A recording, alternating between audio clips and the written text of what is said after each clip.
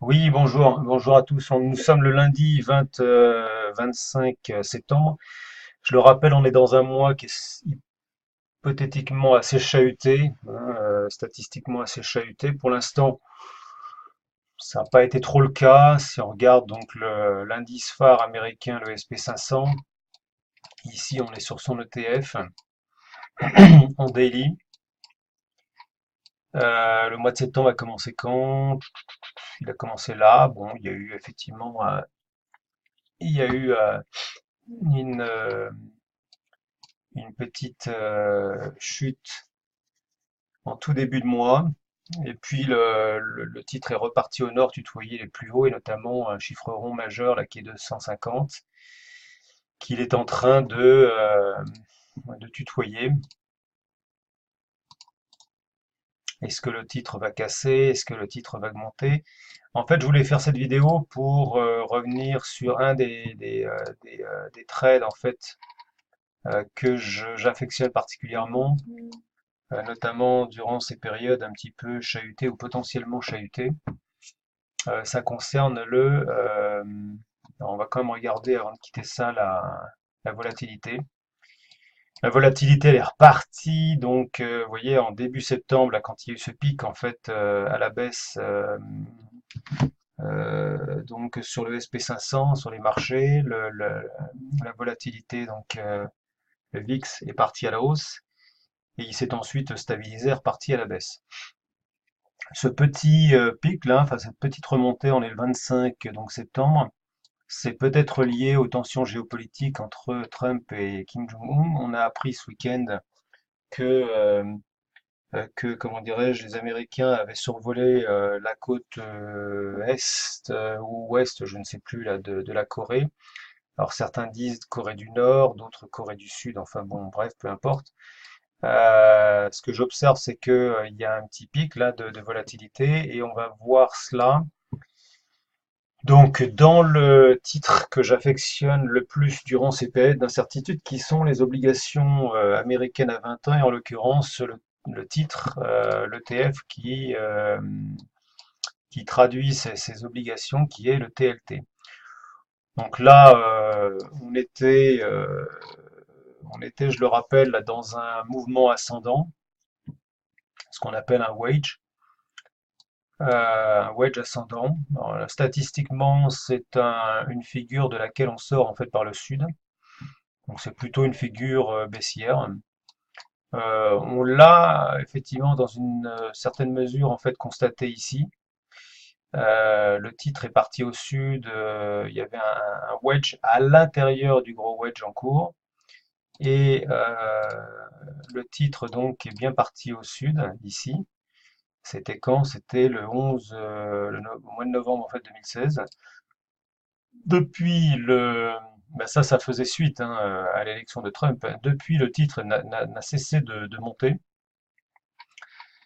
Et donc, si on descend, et il est allé donc toucher la borne sud, en fait, la borne basse, en fait, du wedge mensuel. Si on descend en weekly, en hebdomadaire, alors ici, j'ai tracé donc des zones de résistance et des zones de support. Sachant qu'évidemment on n'est pas avec des niveaux stricts, hein. Les supports et les résistances ne sont jamais des niveaux stricts. Ce sont plutôt des zones au sein desquelles il faut réfléchir en fait toujours ces supports et ces résistances par rapport à des zones.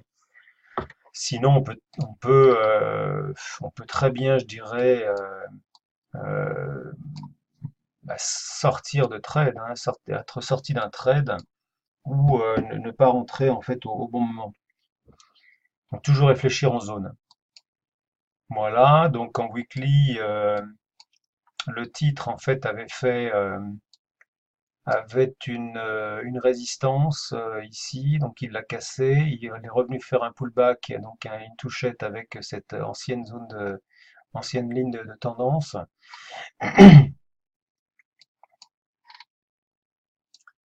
Et je suis toujours donc haussier sur ce titre, pour toutes les raisons que j'ai déjà évoquées, hein. Saisonnalité, la hausse du marché a beaucoup duré. Bon, on peut se poser des questions sur sa durabilité, sur sa pérennité. La saisonnalité, donc le mois de septembre, les conflits géopolitiques qui se concrétisent par petites touchettes, hein. Corée du Nord, États-Unis, toujours ces petites anicroches avec la Russie, etc., etc. Euh, donc on va descendre en daily. En daily, j'avais identifié, hein, voilà, il y a ce qu'on appelle une symétrie, hein, donc il y a le dernier swing en fait qui s'est produit entre le 11 mai et le 23 juin a donné lieu en fait, il y a on peut répliquer et reporter en fait l'amplitude en fait de ce swing à partir du sommet du creux suivant et on obtient un niveau d'à peu près 131. J'ai tradé à plusieurs reprises en fait ce mouvement, hein, cette oscillation là, et je suis sorti. Alors, j'avais sorti à peu près 3, 4 cinquièmes en fait de ma position, et je suis rentré à nouveau. Alors je suis rentré, j'entre souvent sur le 2 heures où je renforce. En tout cas, le 2 heures, je pars, attention, on est dans des positions swing là, hein. Et donc, ce sont des mouvements en fait que je surveille beaucoup en 2 heures. Et voilà, donc j'étais sorti ici, j'avais gardé une toute position que j'ai dû sortir. Et j'étais rentré à nouveau par ici. C'est reparti au sud, j'ai lâché en fait une position. Et j'ai rentré deux positions. Alors j'ai rentré deux toutes petites positions par ici, j'en ai sorti donc une petite position avec une petite perte, mais ça fait partie du job.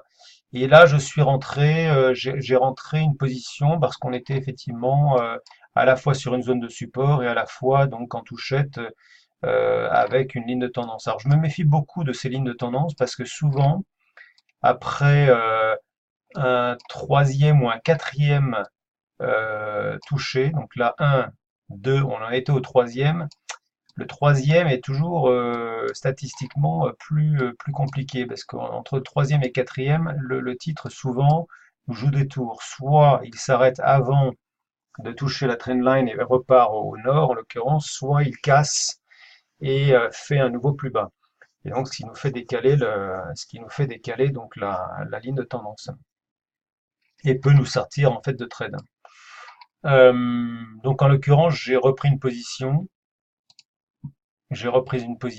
et là j'attends de voir. Effectivement, ce week-end, il y a eu cette petite anicroche entre les États-Unis et la Corée du Nord.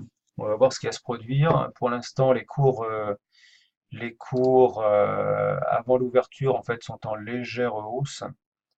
La clôture de vendredi en fait était à 126,20. Là en pré-market, on est à 126,53. Donc voilà, on est ici, on est à la limite en fait du pivot, même puisqu'en 2 heures, effectivement, le pivot est à exactement 126,56. On a cassé ce pivot, on est revenu en arrière. Est-ce que le titre va refaire un double bottom sur la ligne de tendance ou va refaire comment dirais-je, un plus bas, va recasser cette ligne de tendance? Pour l'instant, on n'en sait rien. Euh, donc, mais voilà, enfin, c'est un petit peu voilà le descriptif en fait d'un trade sur les obligations 20 ans qui sont à mon avis assez adaptées à la comment dirais-je au contexte actuel des marchés. Voilà, j'espère que cette vidéo vous aura été utile, et suite à la prochaine.